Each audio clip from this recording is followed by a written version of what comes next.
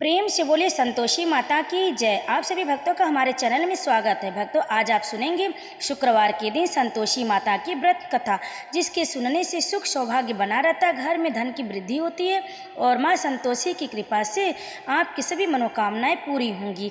लेकिन भक्तों, जो भी श्रद्धा और भक्ति के साथ इस कथा का अंत तक श्रवण करेंगे, उन पर संतोषी माता की विशेष कृपा होगी। तो आइए आज हम आपको सुनाते हैं संतोषी माता की संपूर्ण व्रत कथा। प्रेम से बोलिए संतोषी माता की जय। उससे पहले भक्तों, अगर आपने हमारे चैनल को सब्सक्राइब नहीं किया तो हमारे चैनल को सब्सक्राइब जरूर करें। वीडियो पसंद आए तो लाइक करें, शेयर करें और कमेंट में संतोषी माता की जय लिखकर आप इस कथा का अंत तक श्रवण करें। एक गांव में एक बुढ़िया रहती थी, जिसके 7 बेटे थे। 6 कमाने वाले थे और एक बेटा निकम्मा था। बुढ़िया माँ 6 पुत्रों का जूठा 7वें पुत्र को देती। 7वां पुत्र एक दिन अपनी पत्नी से बोला, देखो मेरी माता का मुझ पर कितना प्रेम है। वह बोली, क्यों नहीं, सबका जूठा बच्चा जो तुमको खिलाती है। वह बोला, जब तक आंखों से न देखे मान नहीं सकता। पत्नी ने हंसकर कहा, देख लोगे तब तो मानोगे। कुछ दिन बाद एक बड़ा त्योहार आया। घर में 7 प्रकार के भोजन और चूरमा के लड्डू बने। वह पत्नी की बात को जांचने के लिए सिर दर्द का बहाना बनाकर पतला कपड़ा सिर पर ओढ़कर रसोई में जाकर सो गया और कपड़े में से सब देखता रहा। 6 भाई भोजन करने आए। उसने देखा माँ ने उनके लिए सुंदर सुंदर आसन बिछाए, 7 प्रकार की रसोई परोसी और आग्रह कर करके उन्हें भोजन कराती रही।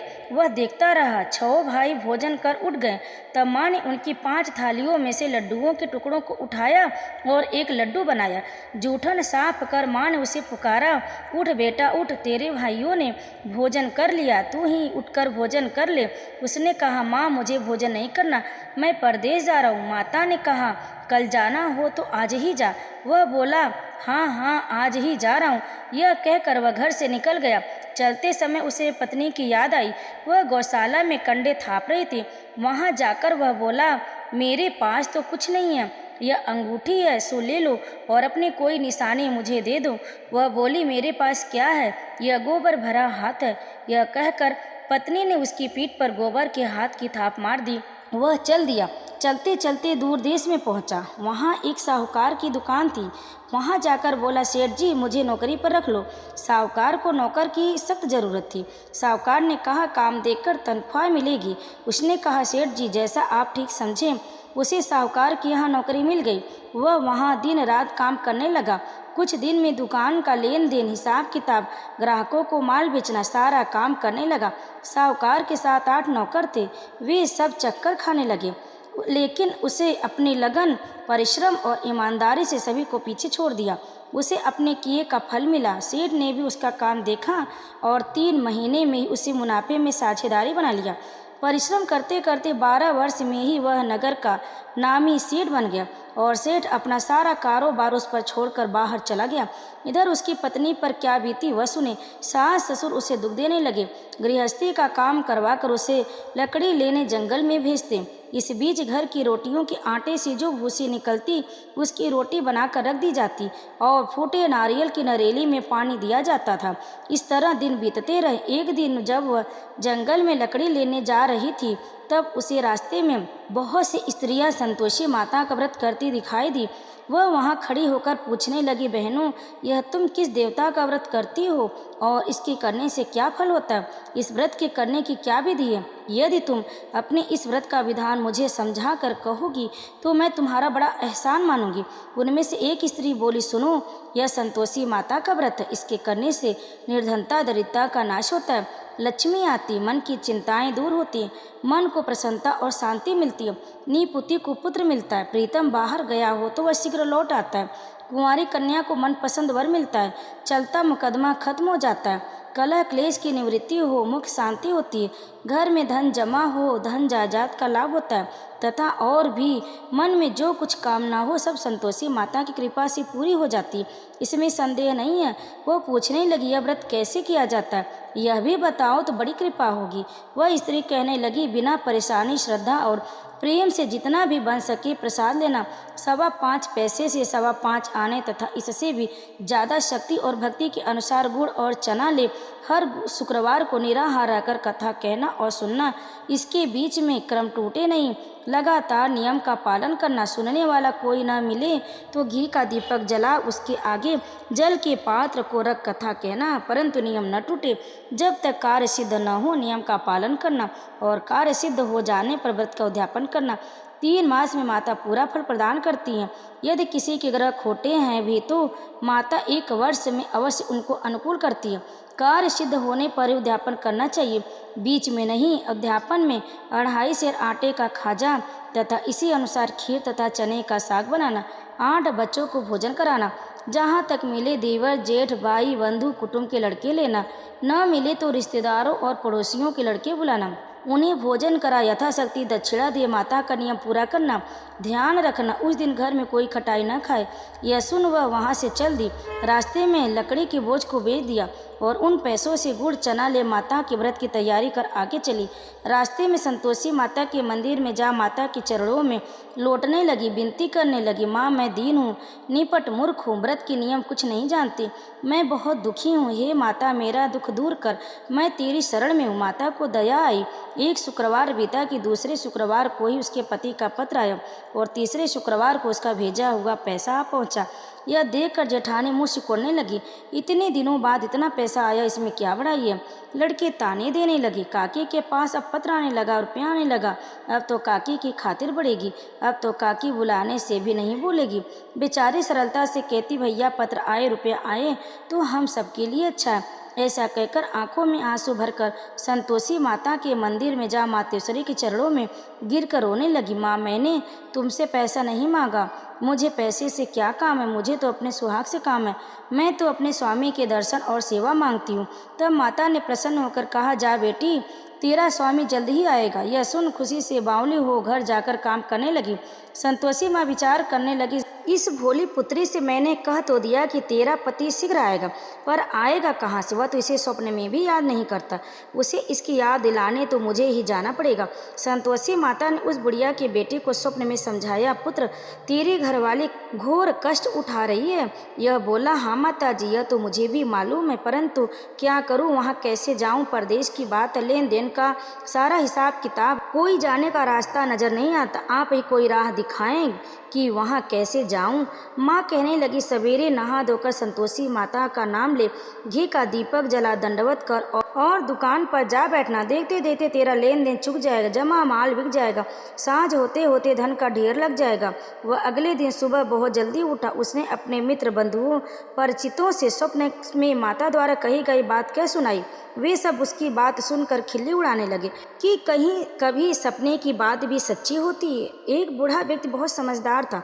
वह बोला, देखो भाई मेरी बात मानो, इस तरह सांच या झूठ कहने के बदले देवता ने जैसा कहा वैसा ही करना, तेरा क्या जाता है। बूढ़े की बात मानकर नहा धोकर उसने संतोषी माता को प्रणाम किया, फिर घी का दीपक जलाकर दुकान पर जा बैठा। शाम तक धन का ढेर लग गया।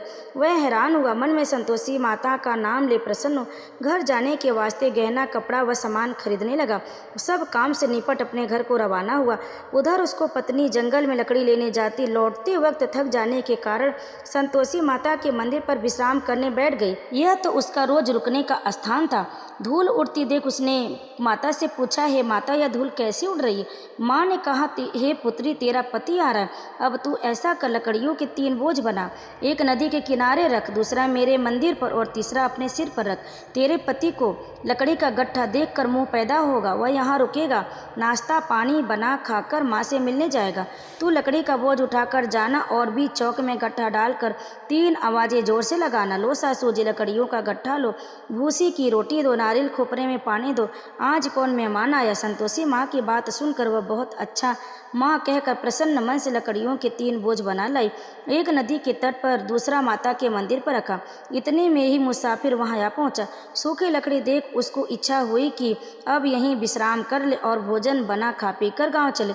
इस प्रकार भोजन कर विश्राम कर वह अपने गाँव में आ गया। उसी समय बहू सिर पर लकड़ी का गट्ठा लिए आई। उसने गट्ठा को आंगन में डाल जोर से 3 आवाज़ें दी, लो लो सासू जी लकड़ी का गट्ठा लो, भूसी की रोटी दो, नारियल के खोपर में पानी दो, आज कौन मेहमान आया। यह सुनकर सास ने अपने दिए हुए कष्टों को भुलाने के लिए कहा, बहू तू ऐसा क्यों कहती, तेरा मालिक ही तो आया है, आ बैठ, मीठा भात खाकर कपड़े गहने पहन। पत्नी की आवाज़ सुनकर उसका स्वामी बाहर आया और उसने हाथ में पहनी अंगूठी देख व्याकुल हो गया। उसने माँ से पूछा, माँ यह कौन है। माँ बोली, बेटा तेरी पत्नी, आज 12 वर्ष हो गए जब से तू गया है, तब से सारे गांव में जानवर की तरह भटकती फिरती है, काम काज कुछ नहीं करती, 4 समय आकर खा जाती है, अब मुझे देखकर भूसी की रोटी और नारियल के खोपरे में पानी मांगती। वह बोला, माँ मैंने इसे भी देखा और तुम्हें भी, मुझे दूसरे घर की चाबी दो, मैं उसमें रहूँगा। ठीक है बेटा, तेरी जैसी मर्जी, कहकर माँ ने चाबी का गुच्छा बेटे के सामने रख दिया। उसने दूसरे घर को खोलकर सारा सामान जमाया। एक ही दिन में वहाँ राजा के महल जैसा ठाट बाट बन गया। अब क्या था, वह सुख भोगने लगी। अगला शुक्रवार उसने पति से कहा, मुझे संतोषी माता का उद्यापन करना है। पति बोला, बहुत अच्छा, खुशी से कर लो। वह उद्यापन की तैयारी करने लगी। जेठ के लड़कों को भोजन के लिए कहने गई। उन्होंने मंजूर किया, परंतु पीछे से जेठानी ने अपने बच्चों को सिखलाया, देखो रे, भोजन के समय सब लोग खटाई मांगना, जिससे उसका उद्यापन पूरा ना हो। लड़के भोजन करने आए, खीर पेट भर खाई, परंतु बात याद आते ही कहने लगे, हमें कुछ खटाई खाने को दो, खीर खाना हमें नहीं भाता। देखकर अरुचि होते लड़के उठ खड़े हुए, बोले, पैसे लाओ। भोली बहू कुछ नहीं जानती थी, उसने उन्हें पैसे दे दिए। लड़कों ने बाजार जाकर उन पैसों से इमली खरीदी और खा ली। यह देखकर बहू पर माताजी ने कोप किया। राजा के दूत उसके पति को पकड़ कर ले गए। अब सब मालूम हो जाएगा जब जेल की रोटी खाएगा। बहू से यह वचन सहन नहीं हुए। वह संतोषी माता के मंदिर में गई और कहने लगी, माता तुमने यह क्या किया, हंसाकर क्यों रुलाने लगी। माता बोली, पुत्री तूने मेरा व्रत भंग किया, इतनी जल्दी सब बातें भुला दी। वह बोली, माता भूली तो नहीं हूँ, न कुछ अपराध किया है, मुझे तो लड़कों ने भूल में डाल दिया, मुझे क्षमा करो माँ। माँ बोली, ऐसी भूल भी कहीं होती है। वह बोली, अब कोई भूल नहीं होगी, अब बताओ मेरे पति कैसे आएंगे। माँ बोली, पुत्री जा, तेरा पति तुझे रास्ते में ही आता मिलेगा। वह मंदिर से निकलकर बाहर आई तो रास्ते में उसे अपना पति आता हुआ मिला। उसने पूछा, कहाँ गए थे। वह बोला, इतना धन जो कमाया था उसका कर राजा ने मांगा था, वह भरने गया था। वह प्रसन्न होकर बोली, भला अब घर चलो। फिर अगला शुक्रवार आया। वह बोली, मुझे माता का उद्यापन करना। पति ने कहा, ठीक है करो। वह फिर जेठ के लड़कों से भोजन को कहने गई। जेठानी ने लड़कों को सिखा दिया कि तुम पहले ही खटाई मांगना। लड़के भोजन करने बैठे, लेकिन भोजन करने से पहले कहने लगे, हमें खीर पूरी नहीं भाती, जी बिगड़ता, कुछ खटाई खाने को दो। वह बोली, खटाई खाने को नहीं मिलेगी, खाना हो तो खाओ। उनके उठकर चले जाने पर उसने ब्राह्मणों के लड़के बुलाकर भोजन करवाया। दक्षिणा की जगह उन्हें एक एक फल दिया। इससे संतोषी माता प्रसन्न हो गई। माता की कृपा से 9 माह बाद उसको चंद्रमा के समान एक सुंदर पुत्र प्राप्त हुआ। पुत्र को लेकर वह प्रतिदिन संतोषी माता के मंदिर में जाने लगी। माँ ने सोचा कि यह रोज आती, आज क्यों न मैं भी इसके घर चलूं, इसका आसरा देखूं तो सही। यह विचार कर माता ने भयानक रूप बनाया। गुड़ और चना से सना मुख, ऊपर के मुंड के समान होठ, उस पर मक्खियाँ भिनभिना रही थी। दहलीज पर पैर रखते उसके साथ चिल्लाई, देखो रे, कोई चुड़ैल डाकनी चली आ रही, लड़कों इसे भगाओ नहीं तो सबको खा जाएगी। बहू रोशनदान में से देख रही थी, वहीं प्रसन्न हो उठी। आज मेरी माता मेरे घर आई है, यह कहकर दूध पीते बच्चे को गोद से उतार दिया। इस पर उसको सास क्रोध में भरकर बोली, इसे देखकर कैसे उतावली हुई है, जो बच्चे को पटक दिया। इतने में माँ के प्रताप से जहाँ देखो वहाँ लड़के ही लड़के नजर आने लगे। वह बोली, माँ जी, मैं जिनका व्रत करती हूँ ये वही संतोषी माता है। इतना कहकर उसने झट से घर के सारे किवाड़ खोल दिए। सबने माता के चरण पकड़ ली और विनती कर कहने लगे, हे माता, हम मूर्ख हैं, अज्ञानी हैं, तुम्हारे व्रत की विधि हम नहीं जानते, तुम्हारा व्रत भंग कर हमने बड़ा अपराध किया। हे माता, हमारे अपराधों को आप क्षमा करो। इस प्रकार बार बार कहने पर संतोषी माता प्रसन्न हुई।